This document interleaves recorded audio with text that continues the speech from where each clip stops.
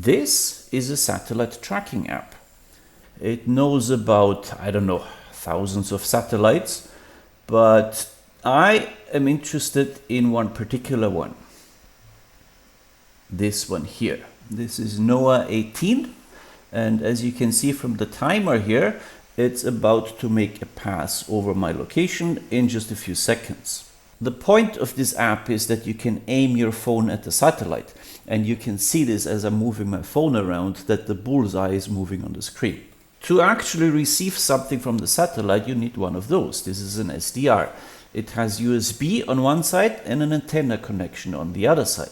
I'm also using a USB extension cord. That's not strictly necessary, but it helps with the setup and keeps the radio interference down a bit. Then I just need to plug everything into my laptop. And finally, what we need is a software.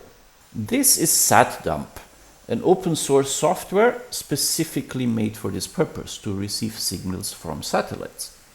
This software can do offline processing too, which is decoding a signal that was previously recorded to a file. But here I tell it to directly receive from my SDR, and you can see on the right the spectrum of the signal that's coming in.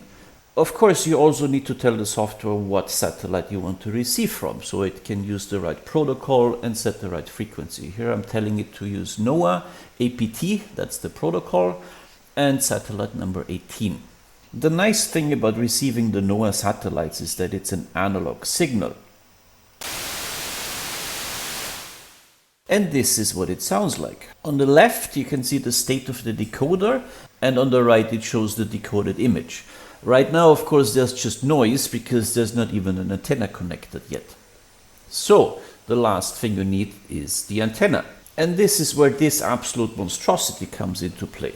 This is a Yagi antenna that I've built myself, quite obviously so, out of some spare wire, some wood and some coax cable. Yagi antennas are directional. That means you have to aim them at the source of the signal in order to get good reception.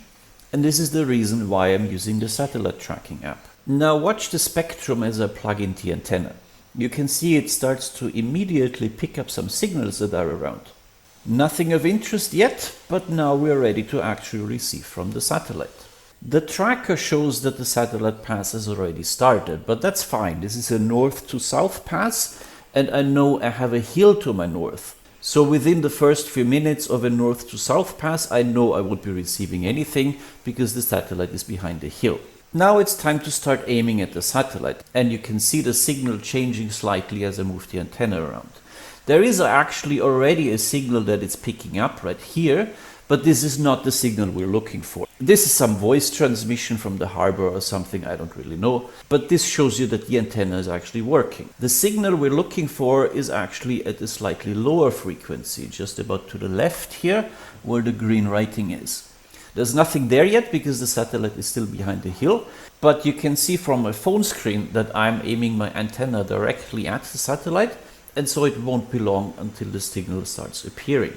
While we wait for the signal, this is a good chance for me to tell you a few details about the satellite. Sadly, since I've made this video, NOAA 18 has been decommissioned and it's not transmitting anymore. But there are two more NOAA satellites still in service, NOAA 15 and NOAA 19. They also transmit APT, the same protocol, on a very similar frequency, so it is just as easy to receive from them as it was from NOAA 18. All of these satellites are polar orbiting satellites, which means they go north to south or south to north, roughly across the North Pole and across the South Pole, and they orbit the Earth about once every 90 minutes. So every location on Earth can receive from these satellites at least once a day, usually multiple times a day. And just about now the signal becomes apparent. You can see it on the spectrum view, there is a little notch there, that is the signal, and you can also see it in the decoder state. It's starting to line up, and on the very right you can see something like an image already appearing. So let's have a quick listen and see what it sounds like.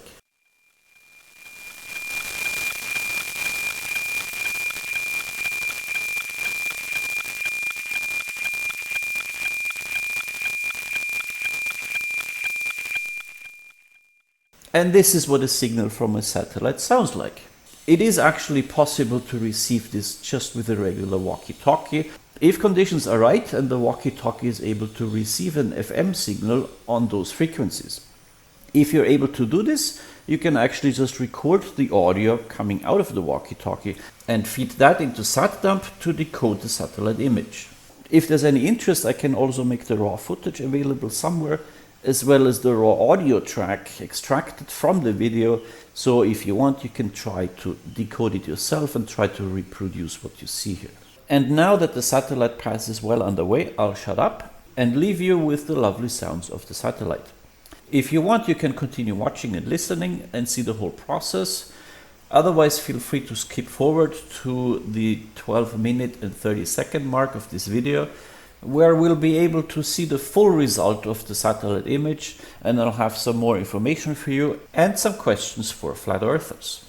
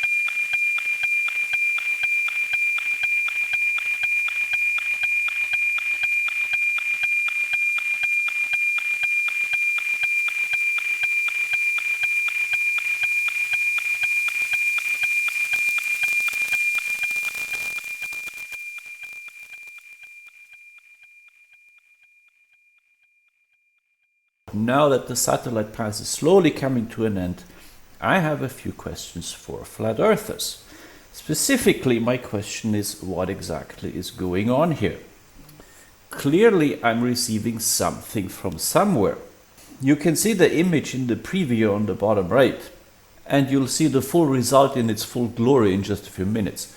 Clearly, this has to be coming from somewhere. Where is it coming from? Am I just faking it? Well, here's my invitation to you. Replicate my setup and prove me wrong. It's not that hard to do. I'll put the links of the setup and all the hardware that I've used and the software and everything in the description. Here is your chance to show to the world that satellites are not real and that there's nothing to be received from them. Go right ahead.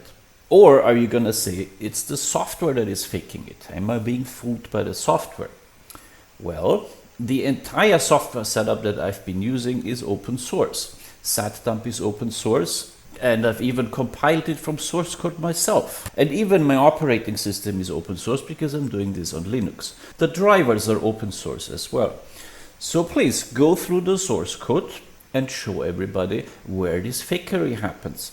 Where does the software generate these images? Or are you gonna say that the hardware is faking it? How does the hardware know which way I'm pointing the antenna? More importantly, how does the hardware know that I have a hill to my north and that I cannot receive anything from a satellite in that direction? Or are you gonna say that yes, this is a real signal I'm receiving, it's just not coming from a satellite, it's coming from a ground-based station somewhere?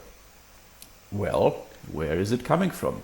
Again, how does this ground-based signal know that I have a hill to my north? How come that I have to point my antenna at the sky to get a good signal? Or are you gonna say that yes, this signal is indeed coming from the sky, just not from a satellite? Is it coming from a balloon or from a plane? Well, what kind of balloons or planes are those? How high are they? How fast are they going? How do those planes and balloons manage to stay up in the air 24/7, day in and day out, year round, all the time without interruption? How do they manage to go across the sky in 15 minutes, north to south, over my location? Then 45 minutes later, go south to north on the other side of the Earth, and then 45 minutes later again, go north to south again over my location again. How fast are these balloons going? What is propelling them? And how do they manage to travel on these very precisely predictable paths day after day? I am expecting all of your answers in the comment section. We are now getting to the end of the pass. The satellite is now just above the horizon, and you can hear the signal is slowly getting noisier and noisier as the satellite goes out of range.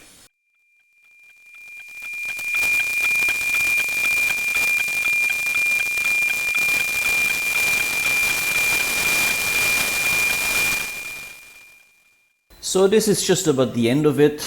I'm actually up on a little bit of a hill here, and I have a really good view to the horizon to the south. So I'm actually able to receive a bit of the signal even after the pass has ended, but it's just a few seconds and it's very noisy, so not really all that worth it. On the right of the screen you can see that the decoder is slowly losing the signal. It's completely gone now pretty much. And on the right you can also see a preview of the image we've just received. But this is nothing yet. The really good stuff is still to come, because SatDump needs a little while to actually decode everything that it has recorded. So time to pack up, stop recording, and start the decoding process. Now, while this is ongoing, you can watch the progress here. And in the meantime, I can tell you a bit more about the whole setup and the satellite and so on. The SDR dongle that I've been using, it's very inexpensive. You can get it for maybe $35 on Amazon or some other stores, maybe straight from AliExpress if you want. They're very simple. They're not specific to satellites at all. You can use them for all kinds of stuff. You can receive airplane transponders, you can receive tire pressure sensors, all kinds of stuff. So this is really basic stuff. Anybody can do this. And the antenna, as I've said before, I've built it myself out of some spare wires. The design you can find online. In fact, you don't even need a fancy antenna like this. Just a regular dipole will also do the trick. You won't get quite as good results, but it's still good enough to get some decent images. But with just a dipole, of course, you won't have the benefit of knowing where exactly the signal is coming from. As for the satellites, these NOAA satellites are actually quite old satellites. They've been launched in the late 1990s, early 2000s. And that is why the transmission protocol is actually quite primitive, why it's an analog signal. But this is good for hobbyists like myself, of course, because it makes it very easy to receive those signals. There are also 2 Russian weather satellites still in service, transmitting on a very similar frequency. And they actually transmit a digital signal, which gives much nicer images, and they're actually in full color. Now SatDump is almost done. Time to look at the results. And look at that. This is what we've just received from a satellite. Isn't that awesome? Look at all the details. You can obviously see the noise at the north. That's where my hill was. And at the south, I was slowly losing reception. This is the raw image. And there are multiple channels that the satellite transmits. You can look at each channel separately here. This is the raw data.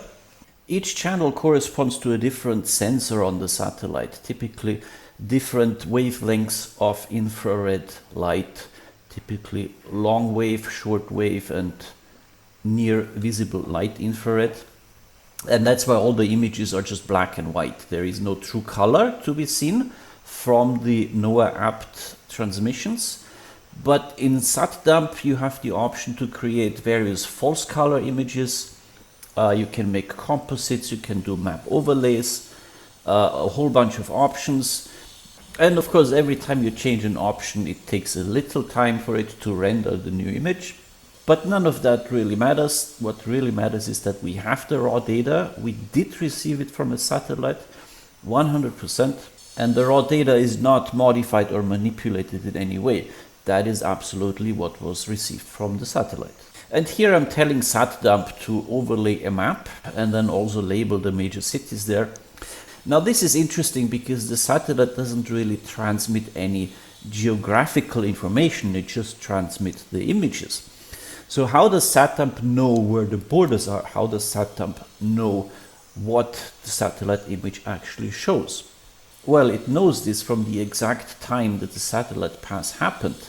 And because it knows the exact orbit that each satellite takes, it knows what the satellite must have seen during that pass. And from this information, it can figure out where exactly it was and what it had seen and where the borders are and so on.